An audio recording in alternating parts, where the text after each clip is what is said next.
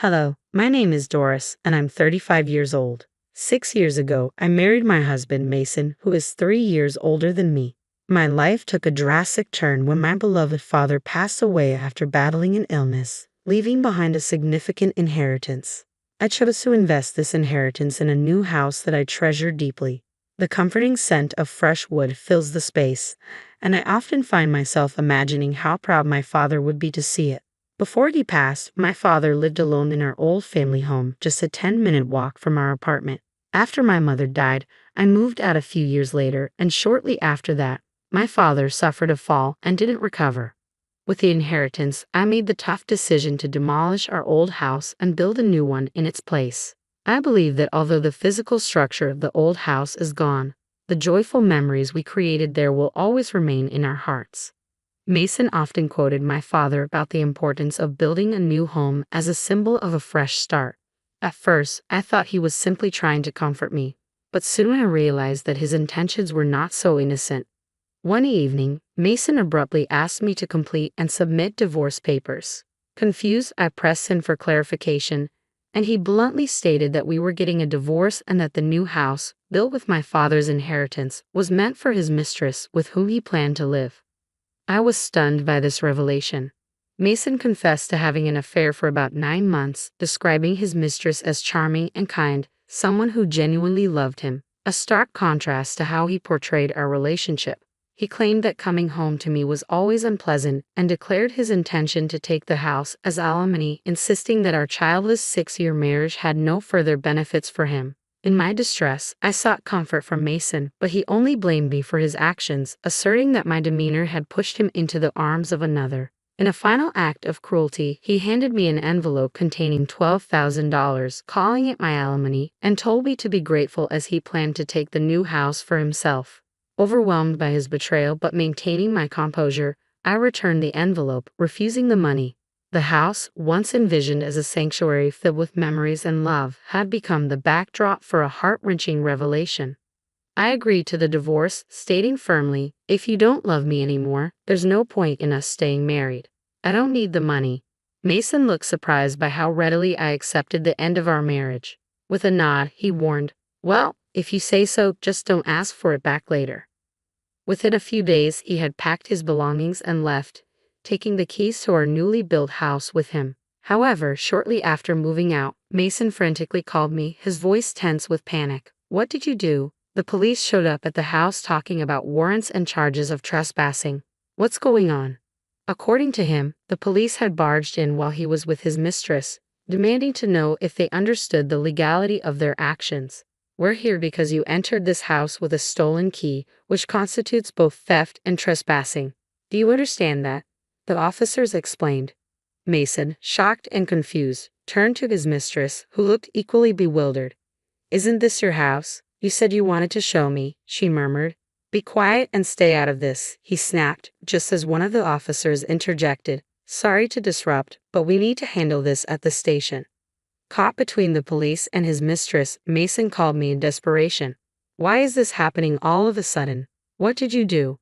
"I haven't done much," I replied calmly. "I simply reported that my house keys were stolen and that strangers were in my home. It's only natural to call the police." I had already filed the divorce papers and reverted to my maiden name Doris before reporting the situation. "This is my house," I continued, staying firm. "Didn't you agree to give it to us as alimony?" he argued. "I never agreed to that," I countered. "It's convenient for you to twist things to fit your narrative. Are you joking? How can you think that house is yours? I'm the one on the house contract. I paid for it with my inheritance from my father. I own the land too." "But your father said it was for us," Mason protested weakly. "That was when you were my husband. Now we're divorced and practically strangers.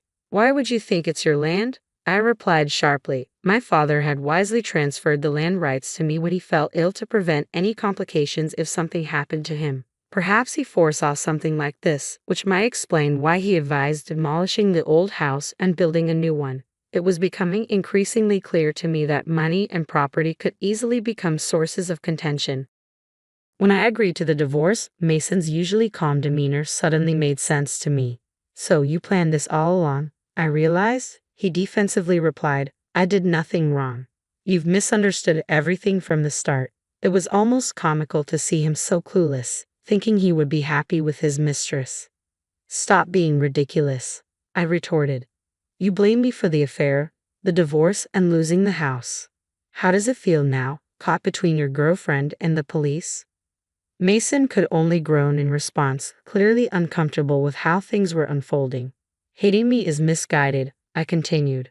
This mess is entirely your doing. Ever heard of you reap what you sow? This is what you deserve. At that moment, his anger erupted, and he began shouting accusations over the phone. Suddenly, his voice was interrupted. Excuse me, are you Mr. Gold's ex-wife? He's causing a disturbance at your house. Could we have a word, please? A police officer had taken over the call. I took a moment to explain the situation to the officer, who sympathized with my predicament. Later, Mason and his mistress were taken to the police station. Mason insisted that the house was a gift from me and claimed it wasn't a case of trespassing. His mistress, genuinely surprised, stated she had no idea they were trespassing.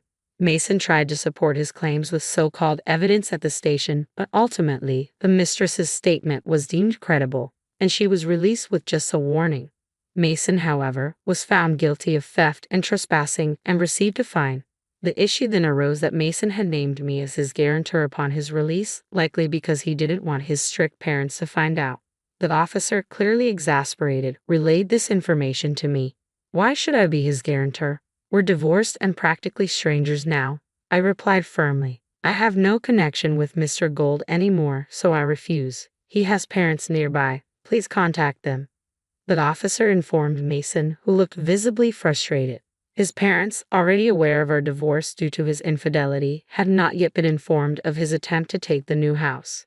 The police call had brought them fully up to speed on the situation. Reluctantly, after his parents requested more details, I agreed to visit Mason's parents' house. When I knocked on the door and began to explain the situation, Mason's mother immediately cut me off. No need to apologize, she said. It's all my foolish son's fault. Did you know about this? I asked, still in disbelief. Well, my son is here with his mistress, she revealed, gesturing to the much younger woman by her side. We were led into the living room to discuss the situation, and to my astonishment, Mason had brought his mistress along, creating an incredibly tense atmosphere. The living room scene unfolded with Mason, the young woman, and my stern-looking father-in-law, Russell. Russell, it's been a while. I'm sorry for the delay, I greeted them. Doris, thanks for coming, Russell responded. I apologize for calling you after the divorce, but I've heard Mason's side of the story. However, I can't fully trust someone who's been arrested for trespassing. Can you tell me your side? I recounted everything as requested. Throughout my explanation, Mason and his mistress kept their heads bowed, avoiding eye contact. What were you thinking, trying to take Doris's new house? Are you insane? Russell demanded of Mason. It's not that simple, Mason interjected, attempting to defend himself. How is it even possible? Russell retorted, clearly frustrated. Your story is completely different from hers. Apparently, Mason had spun his own version of events before I arrived. What were you told? I asked. Russell explained. He claimed you willingly transferred the house to him, then changed your story and reported him, leading to his wrongful arrest. Really? He said that. I was incredulous. It's true that when we discussed the house, I didn't object, but that doesn't mean I agreed to transfer ownership. To suddenly claim the house as yours and report it is beyond comprehension. I'm so sorry, Doris, for having such a son, Mason's mother apologized. What are you saying, Mom? Mason exclaimed. I'm telling the truth. Doris wasn't agreeing, his mother replied. She was too stunned to speak, Mason argued, incredulous. How could you misunderstand and still claim to be her husband? I nodded in agreement with Russell despite everything. Mason continued to make excuses. Anyway, you never mentioned owning the land. If I'd known, I wouldn't have done this, he said defensively. If I had told you, you'd have found another excuse to do the same thing, I replied sharply. How can you say that? He countered, gesturing toward his mistress. Were you spending a lot on her? No. Why would you think that? I shot back, feeling a rush of indignation. Right after our divorce, I had no reason to. I unexpectedly ran into one of Mason's colleagues, and during our conversation about the divorce, I received some shocking information that left me reeling. Mason's colleague looked uncomfortable as we spoke. No offense, but I thought this might happen, the colleague mentioned, and I asked, "What do you mean?" After a moment of hesitation, the colleague finally spilled the details that I should have known sooner. I hadn't been aware of the full extent of Mason's actions until this conversation. He had been openly bragging about his mistress, a woman 15 years his junior, lavishing her with expensive bags and jewelry. He even boasted about his plans, sharing that he intended to divorce me to marry her, capitalizing on her recent inheritance from her deceased father to build a new house. He said, "Once the house is built, I'll divorce Doris and claim it, no matter the opposition. Then my young wife and I will live in that big house," the colleague recounted. It seemed the house built with my father's inheritance wasn't just a home but a grand gesture intended for his proposal to her. Furious, I confronted Mason. "I've heard everything. Do you still insist you did nothing wrong?" My frustration was evident. Mason, visibly flustered, tried to justify his actions. "Well, yes, I bought her gifts. So what? I used my own money and gave Doris her living expenses. She's not my destined partner. This woman is. I brought her here today to announce our marriage." His parents, who were present during this shocking confession, reacted with disbelief. But the most astonishing response came from the mistress herself. "Mary, did I ever say we were even dating?" she declared. "What do you mean?" Mason asked, bewildered. "Exactly that," she replied firmly. "I'm not in a relationship with him. I only approached him for a sugar daddy arrangement. I told you from the start that I was looking for someone for that, and even married men were acceptable. You agreed to it initially, but now what are you talking about? That's creepy." Mason went pale, stunned by her revelation. At that point, I asked her, "So why did you come here with him today?" The mistress explained, "I came to ask for more time to pay the alimony. I knew he was married, so it was clearly an affair, and while I was prepared to pay the alimony, I was still just a student." "How old are you?" Russell, Mason's father, interjected, looking bewildered. "I lost my parents early and have been engaging in sugar dating to pay for college. I sold all the gifts for living expenses," she confessed. This revelation left the room in stunned silence as everyone grappled with the depth of deception and the unexpected turn of events. As the discussion continued, the mistress clarified her financial situation. "I just secured a job and can start paying alimony from my salary," she explained. "So you came here to ask me to wait for the alimony?" I asked. "Yes, that's right," she confirmed. Mason, who had been quietly listening, suddenly erupted in anger. "Didn't you hear her? She never intended to marry or even date you. That's separate from the alimony you owe," I pointed out, trying to redirect the conversation back to the pressing issue. "What about the house you said you wanted?" Mason challenged the mistress. "I meant I'd want a house someday when I marry. It wasn't about marrying you," she replied, clarifying her intentions. Mason exclaimed in disbelief. "I was taken to that house thinking it was yours. Then the police came, and I learned it was your wife's."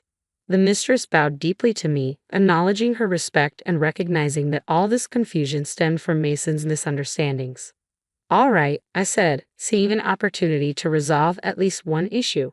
"If you promise to pay the alimony properly, I'll wait for the payment, but promise me no more sugar dating. It might not end well next time."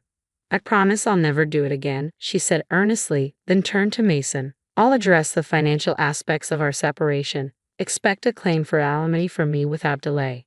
"Alimony? What are you talking about?" Mason asked, bewildered and clearly not expecting to pay alimony himself. "You said you didn't need alimony when you returned the money," I reminded him. "I gave you $122,000, and now you're asking for more? That's not what we agreed on." Mason protested. "I don't recall any agreement," I replied. "You returned the $122,000 I gave you, saying you didn't need it. What I meant was that I didn't need such a trivial amount for alimony. Do you have any idea how much alimony for infidelity is? It's $30,000, I clarified.